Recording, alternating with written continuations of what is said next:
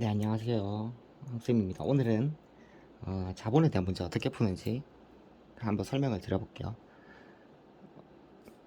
자, 2022년도 회계사 2차 시험 문제 6번이고 자본거래가 나오죠. 음. 자본에 대한 문제는 자본 변동표를 안 물어보거나 뭐 이런 식으로 물어보더라도 항상 자본 변동표를 그리셔서 문제를 푸는 습관을 기르셔야 됩니다. 그게 실수를 줄이고 점검할 수 있는 방법이기 때문에. 그리고 만약에 자본 변동표를 못 그리는 문제다, 배당금만 구하라 이런 문제라면은, 그럼 그게 안 그려질 때 그제서야 이제 왁구대로 푸시는 겁니다. 그러니까 이 문제는 자본 변동표를 가지고 풀 수 있는 전형적인 문제죠. 그러면 일단 여기 있는 것들을 여기 옮겨 적습니다. 첫 번째 문제 푸실 때. 두 번째는 보통주 있지 않습니까?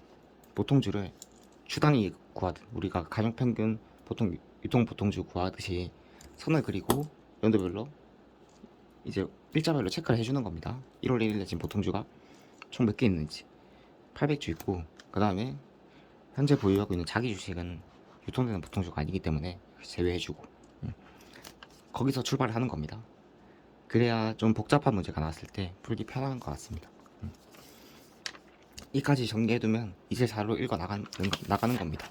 첫 번째, 자본금을 확충하기 위해서 2월 1일 날 주식 발행 초과금을 재원으로 하여 현재 유통 중인 보통주를 대상으로 20%의 무상증자를 실시하였다.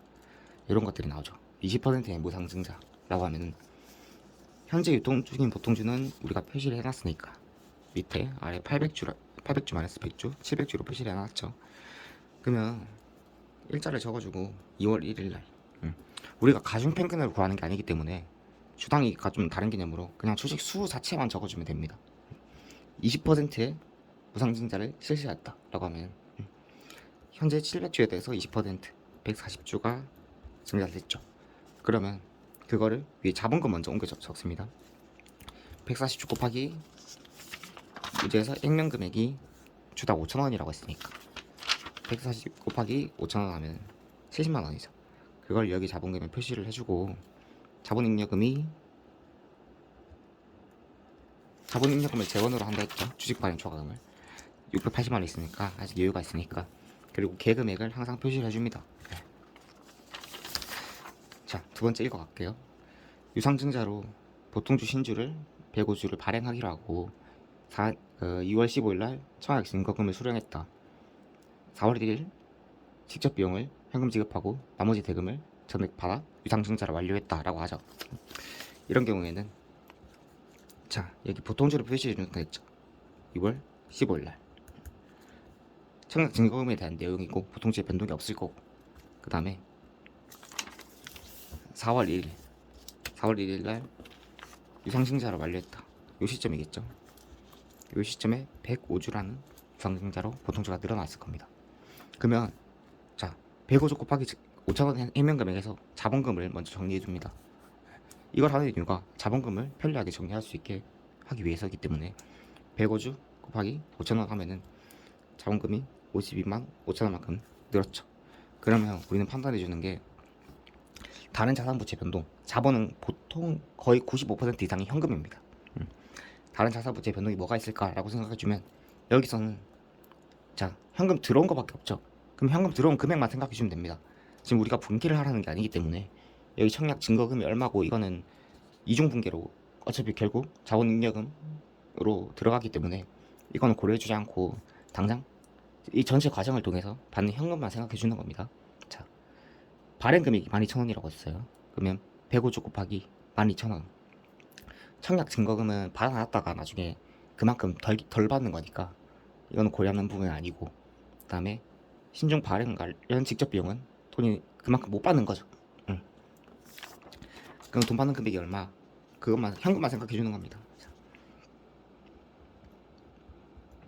12,000원 곱하기 105주 발행을 했으니까 마이너스 신주 관련 직접 비용 해주면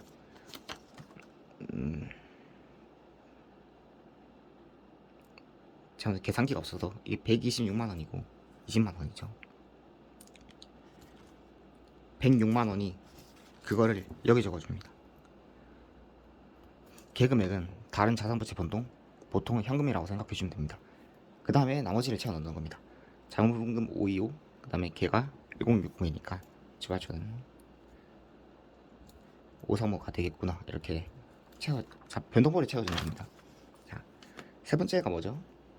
보통주를 발행하고 그 대가로 공정가치가 120만 원인 토지를 취득했다. 현물수처리나 자산의 취득원가는 해당 자산의 공정가치로 한다라고 되어 있죠. 그러면 아까 얘기했듯이 첫 번째 주식을 적습니다. 9월 1일 날 200주가 발행이 됐고, 자, 자산의 취득원가는 해당 자산의 공정가치, 일반적인 회계처리 방법이죠. 차트는 항상 맞아야 되는 테스트입니다. 그러면 자산의 공정가치로 취득원가가 계산될 거지 않습니까? 여기가 토지 120만 원.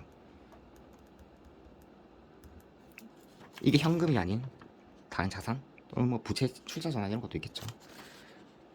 그러면 어떻게 처리가 되냐? 자, 200 곱하기 예명금액 200 곱하기 5,000원 하면 100만 원이지 않습니까? 그걸 자본금에 먼저 채워주고, 그 다음에 여기를 먼저 채워주고, 자본잉여금은 차익으로 채워주시면 됩니다.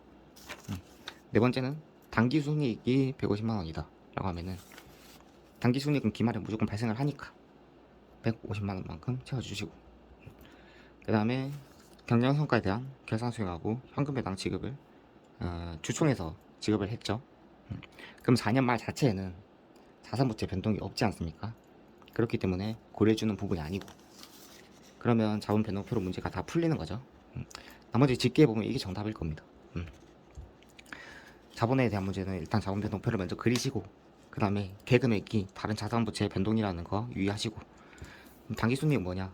이거는 한 사건, 우리가 사건에 대한 자산부채 변동만 따지는데, 이거는 연중 전체 자산부채 변동이라고 그냥 생각을 하시면 됩니다. 그렇게 자본 변동표를 그리고 밑에는 주당이익 구하듯이 보통주에 대한 흐름을 정리해 두는 겁니다. 여기는 가중평균이 아니기 때문에 무상증자를 앞으로 옮겨 적는다거나 이런 것들은 해줄 필요가 없고, 우선주를 동시에 고려하면서 이제 생각을 해주기 편하게 하기 위해서 이렇게 해야지 나중에 뭐 추가적인 응용 문제로 그러면 누적적이고 이런 경우에 지금 여기는 가정시를 다르게 줬을 건데 다른 응용적인 배당 문제가 나오더라도 쉽게 풀 수 있고, 그리고 열애야 자본금에 대한 걸 안 헷갈립니다. 자본금에 대해서 안 헷갈리면 그 다음에 자본잉여금에 대한 거는 보통 쉽게 정리가 되기 때문에 그래서 일반적인 문제는 이런 식으로 확인을 해서 푸시는 게 중요합니다. 그리고 계금액이 자산부채의 다른 변동이라고 했으니까 우리가 자본 항목의 변동을 구해서 집계한 계금액이 자산부채 변동이 맞는지 확인하는 거. 보통 자기주식 같은 경우, 감자 같은 경우죠. 자기주식을 취득했다라고 하면 돈 나가죠. 돈 나가니까 자, 차대라고 생각해주면 됩니다. 왼쪽이 차, 이쪽이 대변. 차변에도 마찬가지로 마이너스 금액이 있는지를 확인해 보시고, 그 금액이 돈 나간 거랑 틀리다라고 하면은 어디선가 내가 잘못한 겁니다. 자기주식 처분 같은 경우에 돈이 들어왔죠. 대변에 들어왔으니까 차변에 들어와야 되는데 들어온 금액이 여기랑 금액이 다르다라고 하면 내가 어떤 자기주식 처분 손실이나 이익 상회하면서 또는 거기에 대한 회계 처리하면서 실수를 한 거가 있을 거기 때문에 거기를 한번 확인을 하시고, 자기주식 소각하겠다라고 하면 뭐죠? 현금 변동, 뭐 자산부채 변동이 없죠. 그러면 여기가 대변이 아무것도 없으니까 차변에도 이렇게 한 줄로 집계한 거 합계액이 아무것도 없어야 됩니다. 근데 뭔가 나왔다라고 하면은 그건 회계 처리가 잘못됐고 자본 변동표에 잘못 옮겨 적으니까 내가 틀렸구나라고 생각하시면 됩니다. 그리고 이런 표를 만들 때 그 보통 상기하는 문제가 많이 나오기 때문에 자본 소송의 항목에 대한 뭐가 있는지를 한번 미리 생각해 주는 게 좋습니다. 자, 보통 손실이나 임시 계정 이런 것들이죠. 자본잉여금은 보통 이득 계정들. 자본수적 뭐 있죠? 자기주식 처분 손실, 감자 차손, 주식 할인 발행 자금 이런 것들. 그리고 임시 계정인 주식 선택권 그런 것들이 있죠. 그거 한번 미리 생각해주고 혹시 그 계정이 나왔다라고 하면은 여기 그것들이 있나 한번 체크를 해주시고 문제를 푸시면 될 것 같습니다. 자본이 보통 난이도가 낮은 편이 아닌데 세무사 시험에도 자본이 나올 가능성은 좀 제법 있다고 생각이 되고, 그래서 문제 준비해봤고 2차 문제 자본에 대한 문제는 소치처럼 1분으로 풀 수 없기 때문에 오늘은 그냥 영상으로 깔끔하게 마무리 짓고 그다음에 다음번에는 좀 더 응용적인 문제들 한번 생각해 보도록 하겠습니다. 네, 감사합니다.